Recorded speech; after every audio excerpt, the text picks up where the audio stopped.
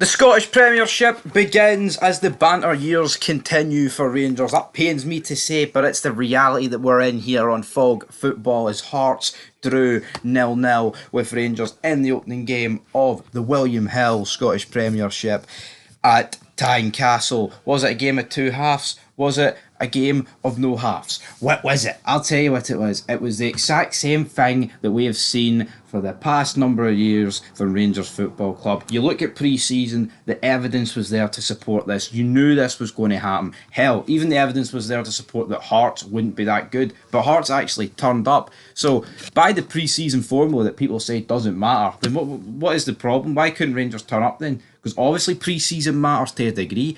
Lacked fitness in pre-season. Look at the dying embers of this football match, folks. 15, 20 minutes, no legs whatsoever.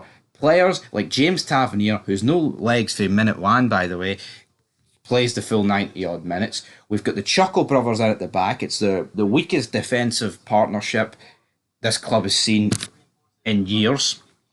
Proper, no idea why he can't be just flung in. I mean, why not fling him into the deep end? I'd rather fling in a no-nonsense captain of a decent European club into the deep end than throw two bloody guys that need armbands into the deep end without armbands. You look at the midfield, Lawrence, I lost count how many times he gave away the ball. Cortez, absolute dud. I've no time for his tears. End of the day, looks like we've signed another guy that's injury prone. Scott Wright, and I've said the guy's name rhymes with shite. There you go. Oh, Scott Wright. 2024-25 season. How's this guy still playing football for Rangers Football Club? Someone enlighten me. Cyril Dessers, great touches, shite finishing. It's deja vu. Everything this team did today is deja vu. We immediately start the game. Lawrence Shankland gets a snapshot off. He got a lot of shots off. He never really had a clear-cut Shankland. A clear-cut chance. Dessers, on the other hand, for me, did. He did have a lot of shots that were in like the 6-yard box, headers that were in the 6-yard box. If you notice, like most of Shankland's work was from like the edge of the box, or he had to run out wide and shoot across goal, and he nearly scored. And I think if you just flip the chances, man, Shankland scores our chances, and the reality is, it looked like, I think from large periods of this game, it was going to be like 1-0 Hearts for Shankland to get the winner, but thankfully for us, we didn't get beat. But I mean, draw, defeat, whatever, I don't think it's good enough either way for Rangers. You're going to be points behind whoever wins this weekend, and we all know the team that we're most worried about, the Mora, play Kelly at home. There's no point me stoking up fear about Motherwell beating Ross County, but again, just a really poor start to the season. In terms of the game, it was an awful start as well. Tav and Suter just getting absolutely rinsed. See, the wide play for Hearts, I thought, was brilliant, right?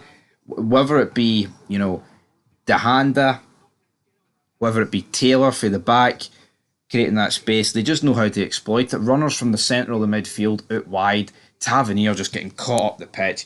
Yilmaz was pretty much, it was like a one-man band at the back, because Suter and Davies, man, they're just balls over the top. They're looking for the header, and the header's landing about 5 yards up the direction. It's like that meme of the dog looking for the ball, and the ball's about 20 yards back the way. It's just unacceptable defending at this stage of the game, and the snobbery towards, honestly, I looked at this Hearts team, I looked at the starting 11 earlier, and I said that Hearts team, that bench smokes our bench, and it does. Yeah, does our bench have, Danilo on it, who I think, if he can stay fit, can be a great striker. It's got Tierney, who's a lot of European experience, that big man. But then the drop-off is insane. You've got the likes of Rabbi Matondo, Leon King, who, I said drop-off's insane. Honestly, I'd be starting him and then Salah over Davies and John Suter.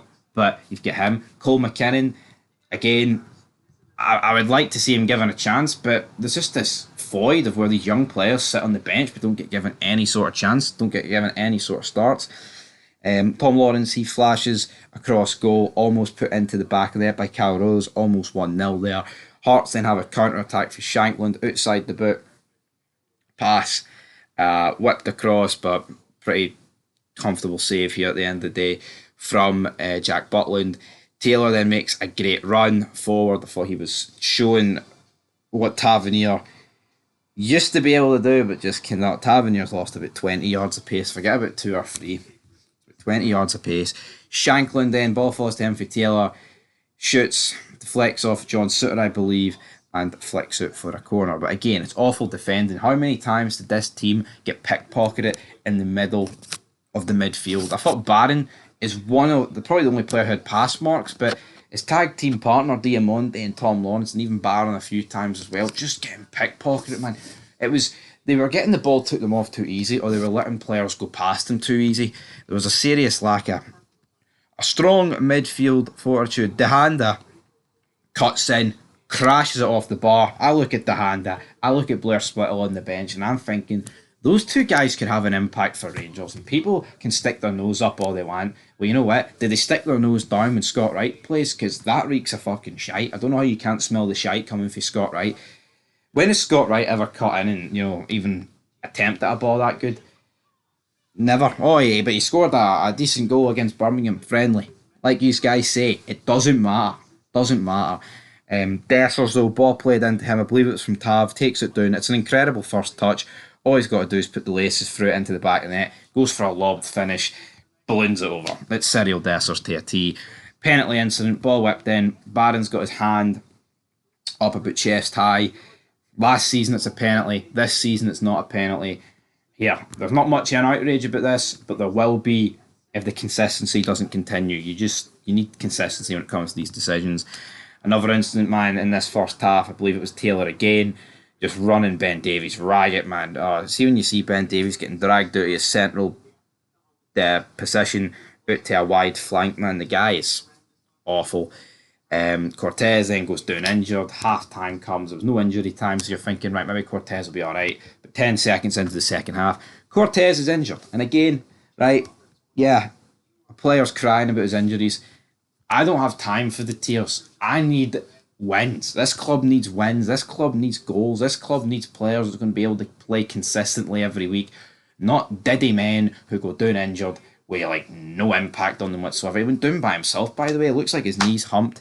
I can't even remember what injury he had last season. It might have been a knee injury. So for his sake, hopefully it's good. Hopefully for our sake, it's good. It's only a couple of weeks, hopefully, but it looks like it could be months. It's not what we want.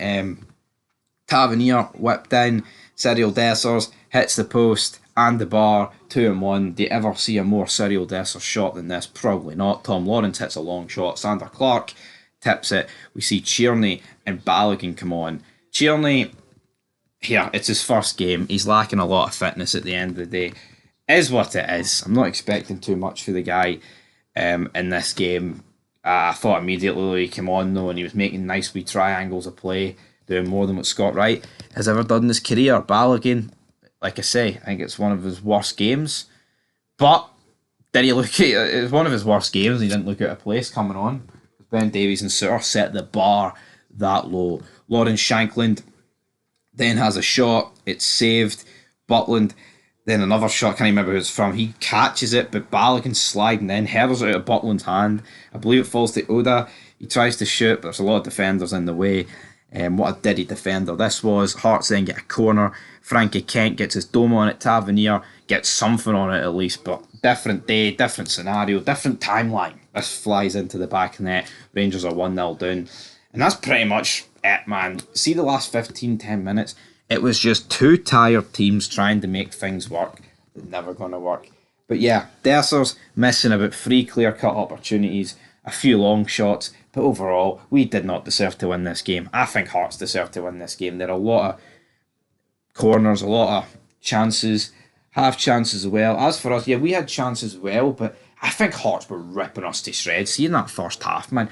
See doing this, the full-back area, man, we were getting rinsed. Midfield was getting rinsed. Second half, it kind of sorted itself out, but is that because of Hearts getting tired or Clement tweaking things? I don't know, but again, giving Clement a contract extension, what sense does that make? At least make him earn it.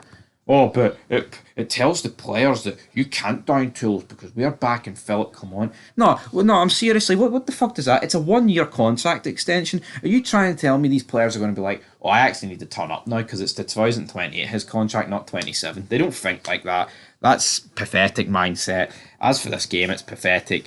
Rangers already in a hole, first game in. It's not as bad as last season, bear in mind. But I say it's not as bad as last season. I think as bad as pre-season was last season, I thought we all thought Rangers would beat Killie last season. And I think when we get beaten the first game, it wasn't panic stations. I feel like it's been panic stations ever since April. And this team's got worse. Clement promised a rebuild. I look at this team, one new signing starting. The team is just weaker than last season. Bodies have not come in. The bodies that have come in are either not good enough, or they're injured, or are untested at this level. And again, for this club of this level, it's not good enough, guys. It's fucking unacceptable. But anyway, that'll do it for this. I'm sure there'll be more reaction to follow. But aye, till next time. Peace.